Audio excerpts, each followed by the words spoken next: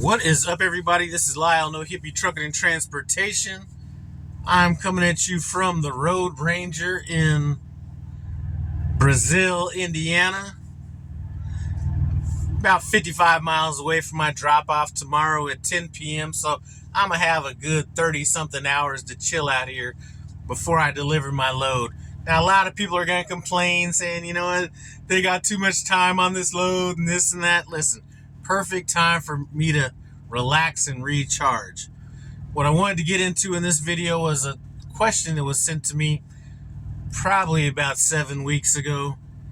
I felt I didn't need to hurry up and get to this video because the guy that sent me this video, we had a chance to talk, so I've already kind of spoke to him about this, so I kind of put it on hold for a while. It's hard for me to want to do regular videos these days. These live videos just seem so much, I don't know, I just connect with people a little bit better on that. So anyway, let's get to what his question was. Basically what his message to me was, Lyle, is trucking a good job for a 41-year-old loser? Now, really the reason he was saying that he was a 41-year-old loser was he was going through a divorce. He's had odd jobs for the last 5 years, his last of which was working at a local hardware store, which was having to cut his hours because they just weren't making the money at the store and they needed to scale back. So he was thinking about getting into trucking. So I had this conversation with him. I'm just going to kind of pass on the big overview of this.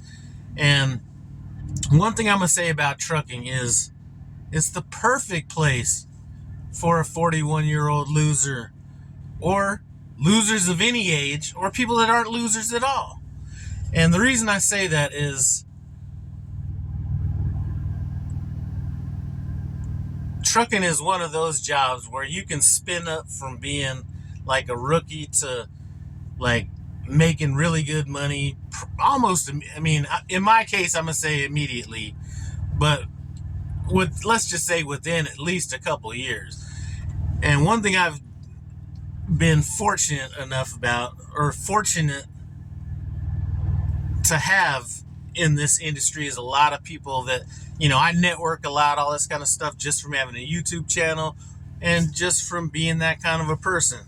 And I have spoke to a ton of people that came into trucking, one of which has a YouTube channel, Driveline. He spoke about when he came into trucking, he barely had enough money to even get to I think he rode a Greyhound bus to Prime, and now he has a couple trucks running at Prime, and you know, he struggled a little bit here and there, but now everything is good to go. But just Jesus Christ, what is up with all these people walking straight up to... Hold on a second. Give me just a second. My God. Anyway, so that's one example, but I know of a few other examples where people came into trucking, and these are people that I've spoke with.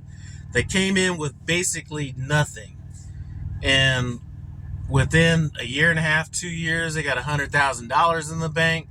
I'm speaking to somebody specifically I spoke to, actually two people, that situations are almost exactly the same.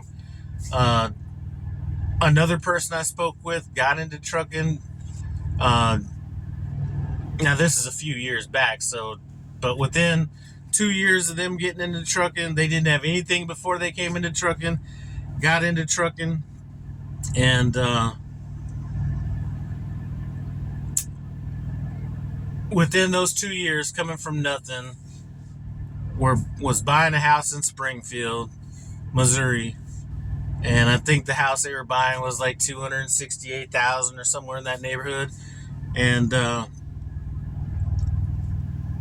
you know, so that's a pretty good jump from being from nothing to actually owning a house. So the benefit again to this job is it really takes no experience to get into it. You might have to thug it out for a little while, put in your dues or whatever, but the money does come pretty quick. And there's going to be a lot of people out here that are talking about how they aren't making money and this and that. I'm just saying, if my philosophy would be to take, especially if you're coming from nothing and you got a lot on the line where you can't have any missteps, just take it low and slow. Regardless of what company you want to go with, maybe look at just becoming a company driver, get your feet planted in the ground, and then kind of go from there. But most of the people that I know that, actually two of the people that I spoke about that have the $100,000 in the bank after a couple years, they were company drivers. The last person I spoke about had, he was a lease driver. But it's one of the jobs that you can get into where you could start spinning up money fast. You know, the business I came out of was the mortgage industry for years and years, and that, you know, that takes a long time to spin that up. A lot of people that want to go to college, obviously you got to go to college. Maybe if you already have a degree, it doesn't take that long, but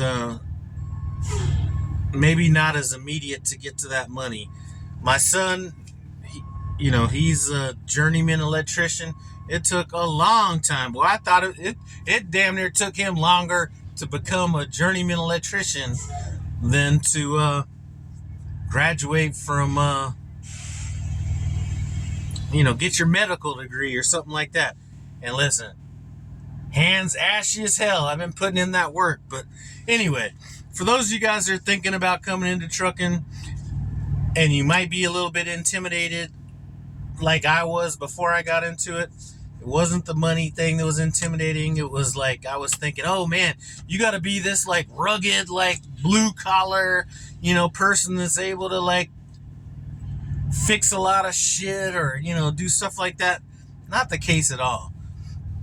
I look back at when I first got into, or what really motivated me to get into trucking, because, I started watching a few videos and stuff like that, but the person that actually made me feel comfortable to pull the trigger, some of you old OGs out there might remember this from like 2018, 2019. There was a trucker at Prime named Trucker Nene. And in one of her videos, she basically said, you know what? She felt uncomfortable getting into it because she didn't know how to anything mechanical and all this kind of stuff. And, she came out of the corporate world and all this kind of stuff. And that really kind of hit home with me because I was like, you know what? I really don't know how to do much stuff either as far as, fixing stuff or, mechanical stuff. I mean, hell, when stuff needs to get done at my house, my wife is the one that does it. I'm not out there turning wrenches and putting on locks and, all that kind of stuff. That's my wife that does that. So I'm, I've always just went ahead and paid for that kind of stuff. But, I knew that wasn't in my wheelhouse. And that was kind of one of those things that made me really feel like, you know what, maybe I can't do it. And her putting out that video made me feel comfortable doing that. So hopefully if there's any 41-year-old losers, or maybe they're not losers, but they might be younger or older, this might be the video that pushes you towards doing that. Because really all it takes, let me put it this way, no matter where you came from, what your previous job was to this, there is something in that last job that is transferable to this industry.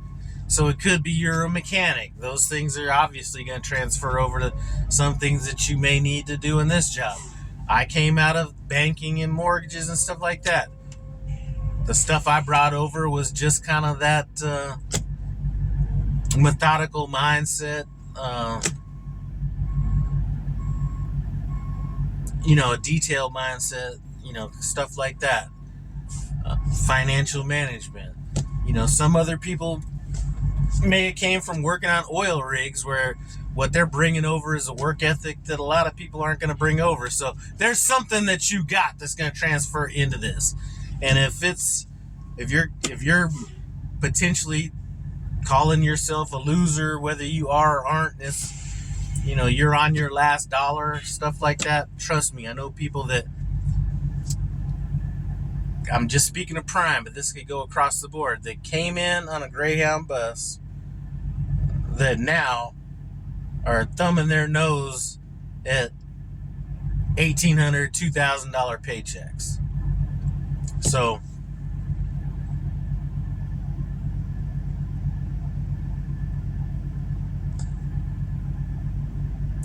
procrastination is probably the one thing I would say that gets in the way of most of these things. You know, I was speaking to somebody a few weeks ago that, you know, we were having a conversation, and he said, you know what, I was thinking about getting into trucking, 2 years before I did, and I kept putting it off, and I just, he's like, I wonder where I'd have been if I'd have just done it 2 years prior to that. So anyway, trucking is a bunch of misfits. You have people from all walks of life, all this kind of stuff. I forgot what my damn point was. Just realize if you do make this move, it's gonna come with some sacrifices. That's the one thing I'm gonna say about this. It's the easiest job in the world that takes the most from you. So as long as you understand that, and I don't even think that anybody can comprehend how much it's going to take from you, but it will take that from you. But in terms of doing the job, I've said it before and I'll say it again, and people challenge me on it, and I'm not saying truck drivers, but maybe people that aren't truck drivers that are within the company. It is easier than working at Burger King. If you happen to be working at Burger King or some fast food place in a warehouse where you're actually putting in a bunch of work, transfer that over to trucking, come in with a goal, and knock this out. Anyway, I'm about to get back here and relax. I appreciate you guys stopping by No Hippie Trucking and Transportation. As always, comment, subscribe, and I'm out.